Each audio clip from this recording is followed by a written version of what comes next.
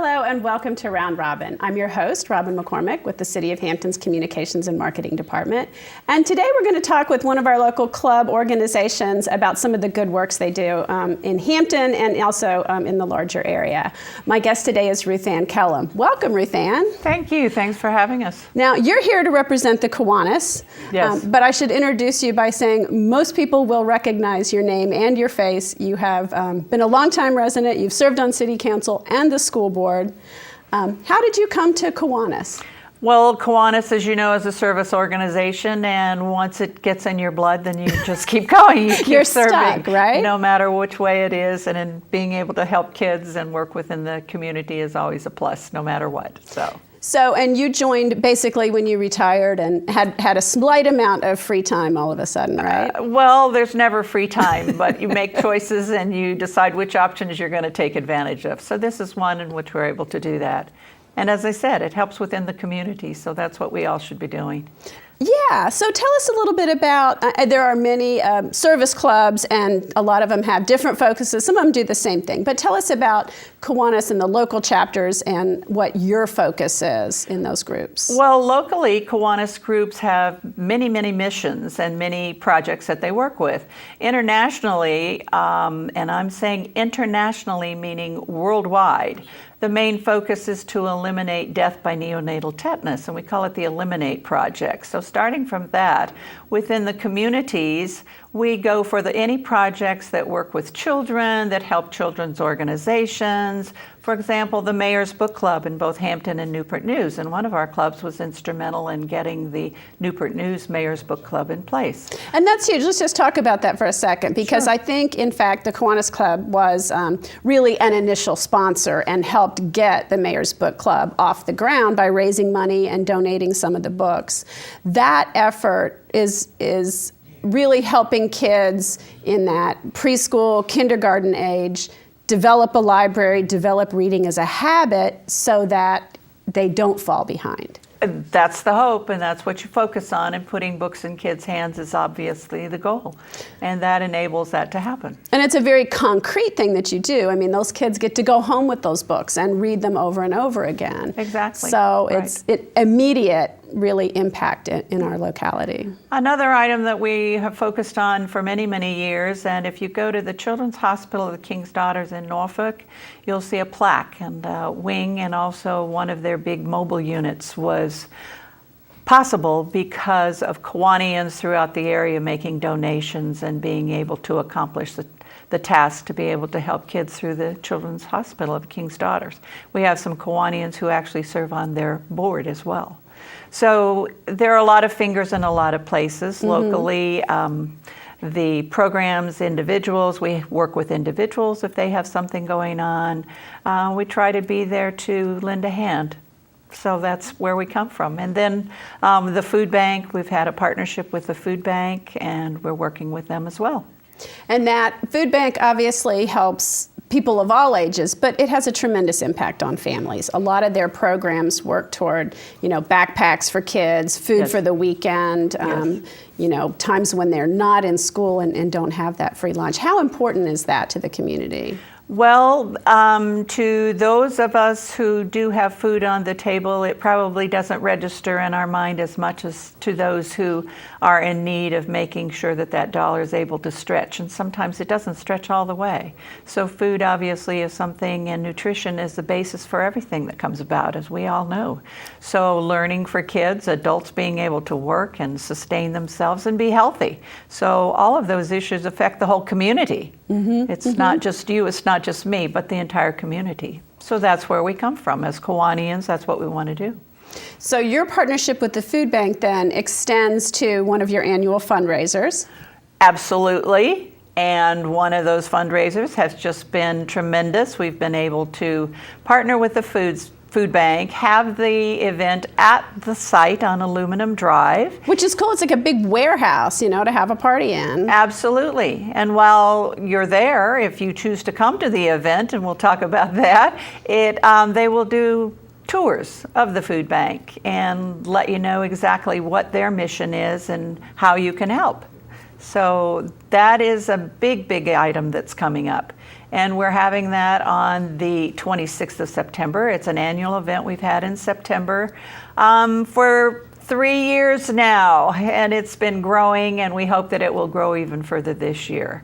Last year, we were able to donate 1,100 pounds of peanut butter and jelly. Oh, wow. With the participants who came, brought peanut butter and jelly, and that all went to the food bank. So in that makes addition a lot of to sandwiches. the money you raise by Yes. putting on the event, people also bring food, canned food or peanut Yes. butter and jelly. This year we're focusing on canned chicken and tuna.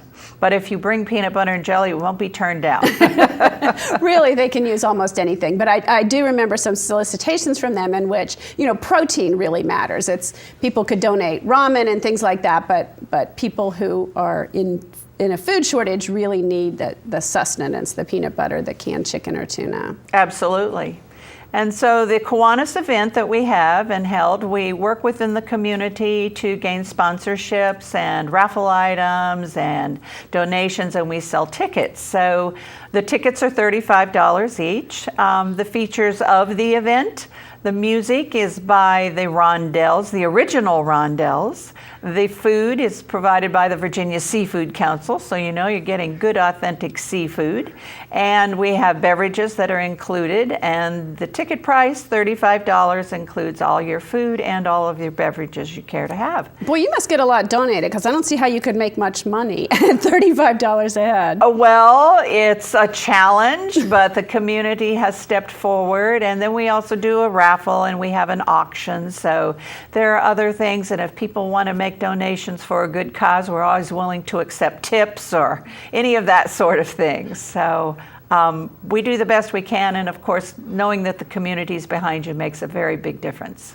Now, the Rondells and the shagging bring to mind a certain time period, a certain mood. Tell me a little bit more about that. You said you grew up on the West Coast. You were not of the beach music East Coast. No, I didn't, but I have learned so much. Actually, I'll share this story. The first year we staged it, it was at the time that Myrtle Beach has its big, huge event. And so we learned, even though we had, several hundred attendees, the shaggers were not pleased with us because we had scheduled it during their time away. So we've been able to make sure to coincide, and we, quite frankly, encourage a lot of the shag clubs. We contact them individually, their sponsors. They spread the word because the Rondells are such a big entity and have been so prominent within this area. Right, so right. There'll be a lot of shaggers there. There'll be a lot of seafood there. There'll be beverages for you to drink, and we are providing golf carts for transportation from parking lots. So if you're hesitating about, well, maybe I can't walk, we've even got all of that covered. So that's great. And you don't have to shag, and in fact you have alternatives to seafood for people who are not seafood eaters. Barbecue, right? If you're not a seafood person, that's exactly right. And I will put out there that there is not shrimp, because there is no shrimp in Virginia waters. And this is truly Virginia seafood. Absolutely. Crab cakes, scallops, fish fillet, then we have hush puppies, coleslaw, sweet potato fries, all the things that go along with it. Oh my gosh, that sounds wonderful. So do you Kiwanis have this much fun year round, or do you save it all up for September? Well, no, there are lots of other events that go on, and Kiwanis are involved in many, many things. One of the things that we also do is a fishing tournament at the James River Pier, and that's been predominantly by a Smithfield club, but on July 23rd this year we had over 250 kids out there and their sponsors to fish, and each person receives a fishing pole, and they have the bait, do some catching of fish. Of course, we release them as well, but it's also an education day. So many volunteers come with their materials, teach people about the ecology of fishing and how it all works, and sustainability and economics and those sorts of things. Great. Yeah. Well, now I'm also going to ask if people are watching and think, maybe I want to learn more about the Kiwanis or potentially even join, how would they go about that? Well, as I said, Kiwanis is international. We have a website, just Kiwanis.org, and it tells all about it. They're connecting by zip code as to local clubs in the area, or any Kiwanian is more than willing to tell you about Kiwanis. We do a lot of outreach with different groups, and we're always looking for people to be of service in the community.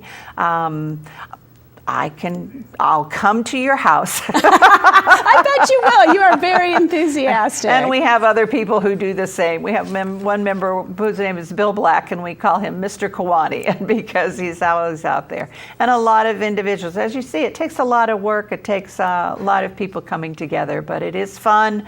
You know you're doing something positive in the community, a lot of camaraderie, a lot of networking, contacts being made, and there are 12 clubs within the area that are working on this event together. So we come all together for this one. Well, that sounds wonderful. And I want to thank you and the Kiwanis for the work you do, particularly with the Mayor's Book Club. Of course, that's a special interest to the city, right. but also all the work you do for the community, because I think sometimes the service organizations are the unsung heroes who provide a lot of services that, you know, where people who might fall through the cracks, or where government might have to step in and taxpayers instead. So, well, it's important. It is. Service it is important, and we'd like others to join us. So thank you for having us today. Thank you. And before we close, we are going to give people a little taste of the Shag at the Food Bank with your special mascot. Absolutely, yes, special mascot. Okay, and her name is Lynette Petit, and she is serving today as the mascot for the Shag in a crab. So you'll be experiencing Lynette with the crab paraphernalia and dancing. And a little bit of Rondell's music. Absolutely. So stay tuned. Thanks.